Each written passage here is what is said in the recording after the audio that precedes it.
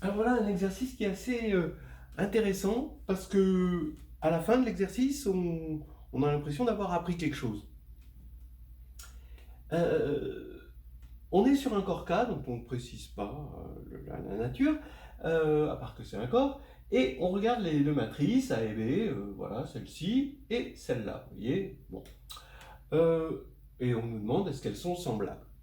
Ici, le premier truc, on va dire, bah oui, l'idée, on va essayer de montrer qu'on va regarder sur des invariants. Hein, d'accord? Donc les invariants partiels, d'accord? Pourquoi c'est des invariants partiels? Parce que ils peuvent nous montrer que les matrices ne sont pas semblables, mais par contre, ils sont bien en difficulté de nous montrer qu'elles sont semblables, puisqu'on a vu tout à l'heure que même si tous ces invariants-là étaient égaux, si tous les indicateurs étaient dans le vert, on n'avait pas forcément des matrices semblables. Donc quand même, c'est vraiment très partiel hein, comme invariant. Alors, il faut des invariants aussi qui soient facilement calculables. Le truc le plus facilement calculable, c'est quand même la trace. Donc on regarde la trace et on voit que la trace de A, donc ça va être celle de gauche, hein, c'est 2, et que la trace de B, celle de droite, c'est 0.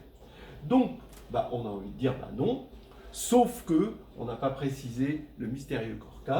Et donc, tout ce qu'on peut dire, c'est que si la caractéristique de K est différente de 2, alors 2 est non nul. Et si 2 est non nul, les traces sont non nulles, et si les traces sont non nulles, les invariants sont non nuls, et donc elles ne sont pas semblables. Voilà, donc non semblables. D'accord? Et maintenant, si la caractéristique de K est égale à 2. Ah, alors, bah, il y a même trace. Si on regarde le déterminant, bah, ça va faire 0. Si on regarde bah, le rang c'est 1 ici. On va avoir du mal. Le polynôme caractéristique ici, vous savez le calculer, le polynôme caractéristique? Alors lui, c'est facile, parce que ça c'est nilpotent. Donc le polynôme caractéristique, c'est x3. Là, bah, j'ai x3, le rang est 1, donc ça veut dire quoi pour les valeurs propres? Les valeurs propres, c'est 0, 0, et puis un certain, d'accord, puisque le rang est 1, et un certain lambda. Vous savez que la multiplicité algébrique de 0, on a vu, c'est supérieur à la multiplicité géométrique de 0. La multiplicité géométrique de 0, c'est 3, d'après la formule de rang, moins le rang de la matrice. Ça, c'est la dimension, hein, la dimension du noyau. Hein. Donc ça, c'est ça, donc ça fait 2. D'accord? Donc MA de 0, la multiplicité algébrique, c'est supérieur à 2. Donc ici, on a un mystérieux, donc on a 0, 0 ou moins, et puis on a une troisième valeur propre, lambda, mais la trace, bah, c'est la somme des valeurs propres, et ici, la trace, c'est 2. Mais 2, c'est 0. Ah, donc ça veut dire que ici, c'est 0. D'accord? Donc ça veut dire que bah, les seules valeurs propres, c'est 0, donc on va avoir même polynôme caractéristique, x3 partout. D'accord? Donc ça ne va pas nous différencier, on est embêté. Le polynôme minimal, qu'est-ce qu'on peut en dire? Le polynôme minimal, ben, puisque c'est nilpotent, on va regarder l'indice de nilpotence hein, finalement. Donc lui, l'indice de nilpotence c'est 2, donc lui on va l'élever au carré, et quand on élève ça au carré, bah, vous faites le calcul, et comme, attention, hein, on utilise le fait que 1 plus 1 ça fait 0, et ben ça fait 0. Donc même polynôme minimal, x2, d'accord? Donc voilà, tous les invariants, c'est dans le vert, tout est là pour dire c'est semblable, mais on ne peut pas dire c'est semblable. Alors, comment on va faire? Alors, il y a une méthode. Ici, c'est pas la bonne méthode, d'accord? Parce qu'en général, ça ne marche pas. Ici, c'est de dire, bah oui, on va essayer maintenant de montrer qu'il existe une matrice de passage qui fait passer de A à B. D'accord? Ça veut dire, bon, comme celle-ci c'est la plus compliquée, celle-ci c'est la plus simple, je vais essayer de regarder hein, de là vers là. quelle serait la nouvelle base? Alors, regardez, je prends 1, 0, 1, 0, 0, 0, 1, 0, 1, et là, je veux que ce vecteur-là, le troisième vecteur, soit envoyé sur le second. Oui, mais l'image, d'accord? Vous voyez bien que forcément, pour obtenir le second vecteur, ça ne peut être qu'un vecteur proportionnel, d'accord, à ce vecteur-là, puisque c'est lui qui est dans l'image. Donc on va prendre ici pour ce vecteur E1 plus E3, puisque c'est ça l'image. Et si là je prends E1 plus E3, je dois mettre E1 plus E3 là. Dans la base de... Ça, c'est la base d'arrivée, ça, c'est la base de départ. Alors, ça tombe bien, E1 plus E3, il va vers 0, vous pouvez le vérifier. D'accord, hein, l'image de 1 plus E3, ici, par A, bah, c'est la somme des deux colonnes. Donc, ça fait 0, 0, 0. Donc là, ça marche. Pour l'instant, ça marche. Qu'est-ce qu'on va prendre qui... Un autre vecteur qui a pour image 0, 0, 0 dans A, bah, c'est E2. D'accord? Ben oui, E2. Donc ici, je suis obligé de mettre E2 comme premier vecteur de la base. Donc là, ça marche. Et maintenant, ici, qu'est-ce que je suis obligé de mettre? Bon, je ne suis pas obligé de mettre grand-chose, mais ici, il faut que j'ai un vecteur qui soit envoyé sur E1 plus E3. Là, j'en ai deux, E1 ou E3. Donc par exemple, je vais prendre E1. D'accord? Voilà. E1 est envoyé sur 1 plus E3. Ben voilà. Ça y est, regardez. C'est fini, hein? Ça marche? Vous prenez cet endomorphisme donné par ça dans la base canonique. Ben, maintenant, dans cette nouvelle base, là, E2 va vers 0, E1 plus E3 va vers 0, et E1 va vers E1 plus E3. Donc ça marche. Ça veut dire qu'on a montré que B était égal à P-1 à P. Donc ça, c'est c'est dans la nouvelle base, ça c'est dans l'ancienne, avec P égale le changement de base. Donc ici, E1, ça va faire ça, puisque j'ai E2 ici, ça, et E1 ici, voilà. Voilà. D'accord? Donc, on a montré qu'elles sont semblables. Mais, ce que je vous dis, c'est que ça ne va pas être ça la méthode, parce que là, dans ce cas-là, évidemment, on peut bricoler, mais je vous avais dit dès le départ qu'il ne fallait pas le faire en calculant des matrices de passage. Là, c'est quand même de la chance, et puis surtout parce que c'est assez simple. Est-ce qu'on a une technique générale? Eh bien, il nous faut ce qu'on appelle maintenant un invariant total. Alors là, si vous regardez dans H de G2, le chapitre 3, l'invariant total, celui qui va être à portée de tous, c'est les dimensions des noyaux emboîtés, pour chaque valeur propre. Donc là, les valeurs propres, c'est que 0. Donc on va regarder juste la dimension des noyaux emboîtés. Donc on regarde, donc ça va être ça l'invariant, les dim de Kerr de A puissance K,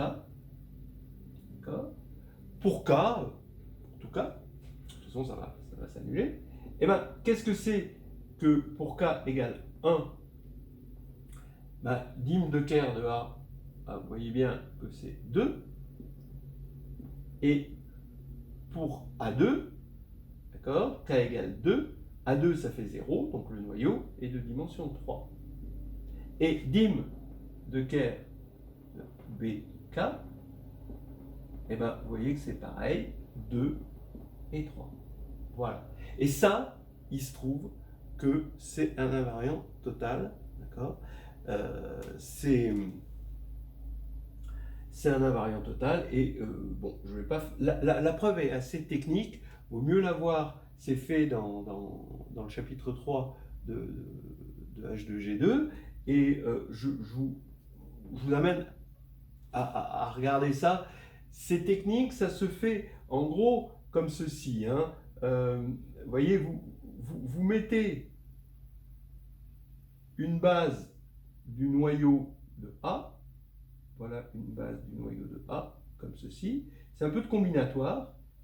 Et ici, vous rajoutez en haut, là ici, une base du noyau de A2. D'accord? Donc vous avez une lecture horizontale ici, où vous comprenez que ça, c'est le noyau de A, c'est un sous-espace supplémentaire du noyau de A dans le noyau de A2, puisque les noyaux sont emboîtés. D'accord? Et maintenant, l'avantage de cette lecture-là, c'est qu'elle a une lecture verticale. C'est-à-dire que quand vous allez prendre un élément du noyau de A2, qui n'est pas dans le noyau de A, alors son image par A, vous regardez son image par A, et va être dans le noyau de A, mais va pas être nul. Alors que lui, il est dans le noyau de A, son image, ça va être 0. Ici, vous imaginez que vous avez un océan de 0. Hein? Voilà. Donc ça veut dire que A, d'accord, va être semblable dans une nouvelle base qui est adaptée à ce schéma-là. Donc voilà ma nouvelle base E1. Ici, je vais peut-être les appeler U1, U2 et U3. Regardez, U1, il va vers U2, U2, il va vers 0, et U3, il va vers 0. Et donc, vous voyez que on a une matrice de forme normale, d'accord? C'est des matrices par bloc de Jordan, bon, ils sont dans l'autre sens, mais c'est des matrices par bloc de Jordan. Et donc, la matrice B aura aussi, parce qu'elle est sous la même forme, d'accord? Elle a le même, ce qu'on appelle tableau de Young, ici. Et le tableau de Young va impliquer une forme de matrice qui sera semblable à A. Et donc, les mêmes causes ayant les mêmes effets, ce sera la même chose pour B, et donc A et B seront semblables. Donc voilà la bonne façon d'obtenir des matrices semblables. Et je pense qu'à la fin de cet exercice, on sort avec un plan d'ensemble assez intéressant sur le problème de matrices semblables ou pas. Alors après cet exercice, on voit qu'il y a des nouveaux invariants et qui vont, eux, pouvoir faire la réciproque et nous dire, oui, c'est semblable, même si c'est borderline par rapport au programme. Alors, il y a toujours le rang, donc la dimension du noyau, mais aussi la dimension des noyaux emboîtés. Mais ça, c'est juste pour la valeur propre 0, hein, si 0 est valeur propre, hein, évidemment, sinon on laisse tomber. Et en général, vous avez la dimension des noyaux de m moins lambda i puissance k.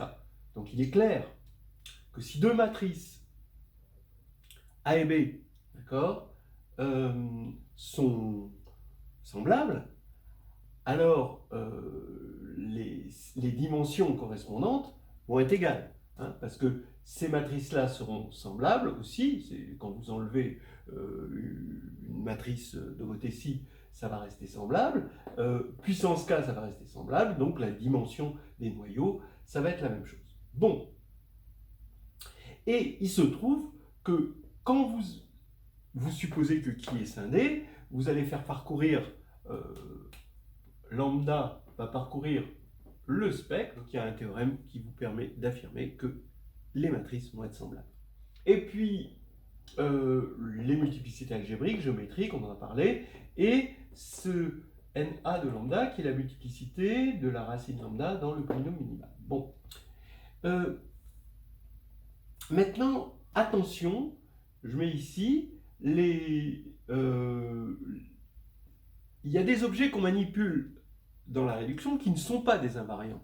Parce que tout ça, c'est les objets qu'on manipule pendant la réduction, quand on fait de la réduction. Et ici, il y en a qui ne le sont pas. Par exemple, un sous-espace propre n'est pas un objet invariant. D'accord ? Pour la conjugaison. Donc le sous-espace propre, vous en avez la définition, vous le savez. Mais si vous regardez le sous-espace propre pour la matrice PA, P-1, par rapport à la matrice A, c'est P, le translaté, d'accord, de du sous-espace propre pour A, pour la même valeur propre, par P, d'accord? La matrice de passage, c'est-à-dire l'ensemble des Px tels que Ax égale lambda x, d'accord? Alors ça, c'est quelque chose que vous pouvez montrer, c'est un exercice facile et tout droit, hein. Mais surtout, il illustre ce qu'on appelle le principe de conjugaison-translation. C'est-à-dire que quand au niveau des groupes ou au niveau des opérateurs, hein, vous conjuguez, et ben, au niveau de la géométrie, c'est-à-dire au niveau des espaces sur lesquels les opérateurs opèrent, et ben, vous translatez. Et inversement, quand vous translatez au niveau des espaces, vous conjuguez ici. C'est très bon d'avoir en tête le principe de conjugaison-translation. Il y a la même chose quand on remplace E par K lambda, les sous-espaces caractéristiques. Regardez ici, pour les sous-espaces caractéristiques, j'ai mis MA lambda ici pour assurer, parce qu'on a un polynôme annulateur, mais NA lambda marche aussi, ça donne le même polynôme caractéristique, même s'il est plus petit. D'ailleurs, c'est peut-être le moment de regarder quelles sont les relations, hein, qu'il y a entre ces différents invariants. Par exemple, vous voyez que le rang de M moins lambda identité, évidemment, c'est égal à N moins mg de lambda. Ça, c'est la formule du rang. D'accord? Qu'est-ce que vous avez d'autre? Vous savez que mg, on a vu que mg de lambda est inférieur à ma de lambda. Mais mg de lambda, comme lambda est une valeur propre, c'est supérieur à 1. Par contre, na de lambda, comme c'est la multiplicité dans le polynôme minimal, c'est inférieur aussi à ma de lambda, parce que ça c'est la multiplicité dans le polynôme caractéristique, et on sait que le polynôme caractéristique divise le polynôme minimal. Et na de lambda, on sait que lambda est en valeur propre, il est racine au moins simple du polynôme minimal, donc il est supérieur à 1. Et c'est intéressant de voir ces deux objets, et en fait ces deux objets semblent être antithétiques l'un de l'autre. Ici, quand lui, vous voyez, regardez qu'est-ce que c'est que la diagonalisabilité. La diagonalisabilité, c'est quand cette constante-là est toujours égale à celle-là. Hein, c'est le critère de diagonalisation. Hein, c'est quand la multiplicité géométrique est égale à la multiplicité algébrique pour tous les lambda dans le spectre. Hein, je vais supposer qui scindé. Inversement, on a vu que c'est diagonalisable, A est diagonalisable si son polynôme minimal est scindé simple. Ça veut dire ici, on a 1. D'accord? Donc vous voyez qu'on a toujours des inégalités, mais quand lui va se coller vers ça, lui va se coller vers lui. Une autre façon d'attaquer les matrices semblables, c'est les formes normales.